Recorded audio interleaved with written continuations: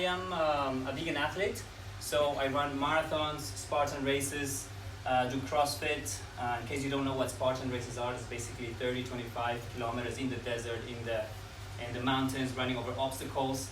I managed to get third in Hatta and third in Oman, so I go all around the GCC countries racing, and whenever I race, I take the vegan flag with me, or I go with a shirt that says "Go Vegan."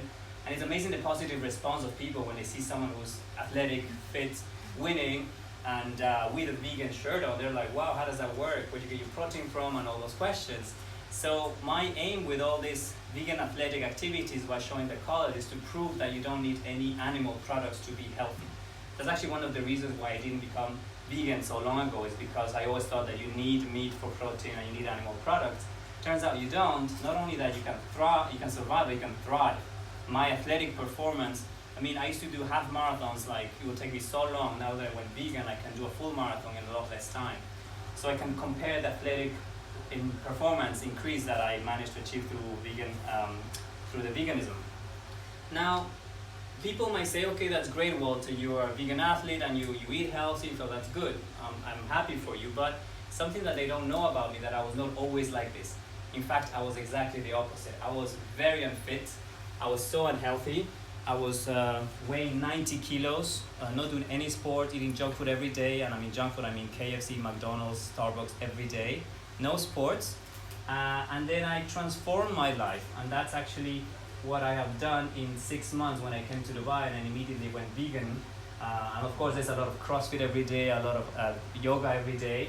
And this got picked up by the national newspaper, came out last year in December when I did Trifecta in Oman. So that is actually what the transformations that inspire seems to be a lot of people, that they say, okay, you can actually transform your life physically, mentally, emotionally while still being vegan. And it also came in the Race Vegan magazine in the US. They also felt inspired by this transformation. But the real reason that I did this is people see that in the physical world. So they say, okay, you eat healthy, you do exercise, and that's obvious, right? There's no secret. But that's only in the physical world, what you observe, what you see.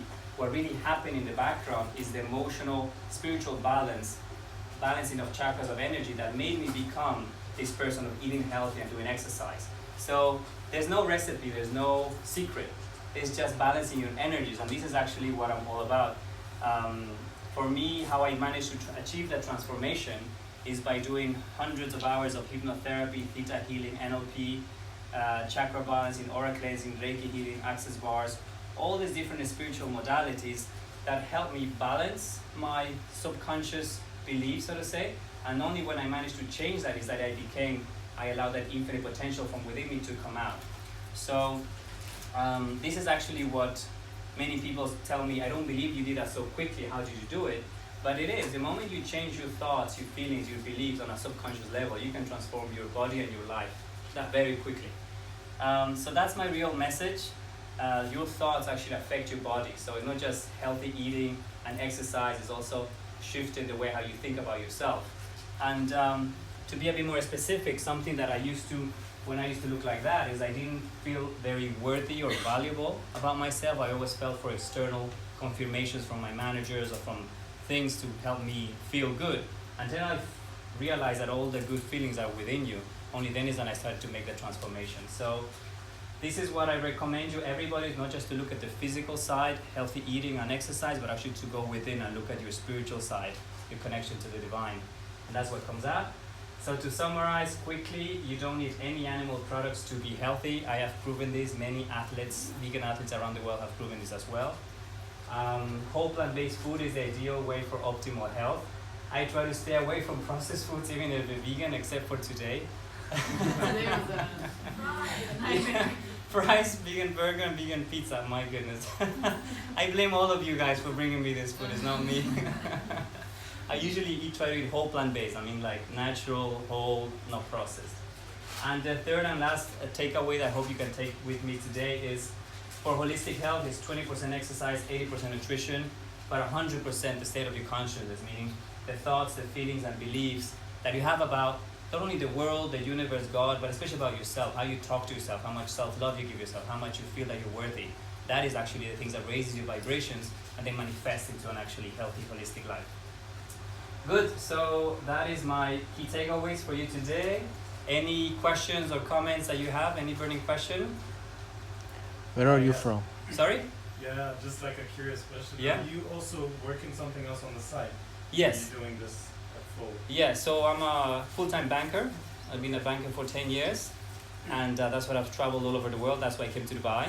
But on the side, I do this vegan athleticism, vegan holistic health coaching, and all this stuff. Yeah. Yeah. So I try to keep that balance. Yeah. Yeah, sorry. You have a question? Yeah, how do you see your work? Because usually working in a bank, it's, is it spiritual for you, or how do you make it spiritual? Yeah. So when I started awakening, I realized, okay, I want to dedicate my life to God, and I should live my corporate life. But then I had the awakening within me saying that in order to be spiritual, you don't need to leave your job. You can actually be spiritual while being at work in the corporate world. Because if you go to an ashram and just pray and meditate all day long, everyone's nice, everyone's peaceful. It's so easy to be spiritual. The real challenge is to be spiritual in a place of darkness, in the corporate world where everyone's aggressive and angry. You can be the light in a place of darkness. So they don't need a candle in a place where everything's full of light. You need a candle to be shining in a place of darkness. So in the bank, I try to bring more spirituality. When I come back from Bali, which I'm going to go with House of Om, I try to do more mindfulness meditation at the bank as well. And people thrive. I've realized, I've seen when people apply spirituality as a banker, as a lawyer, as anything, your work actually becomes blessed. You can multiply your blessings through the work you do by applying positive energy into things. Yeah, so I answered your question. Thank you. And where am I from? I'm from Ecuador, born in Ecuador, grew up in Switzerland, and I've lived all over the world for the last 10 years. So I consider myself to be a child of the universe, and Earth is my home. So I don't like to put borders, so I'm just international from everywhere. Good, all right. Thank you for listening, and now we're gonna go into watch the movie. So get ready and cozy, we're gonna turn off the lights, and let's get into it.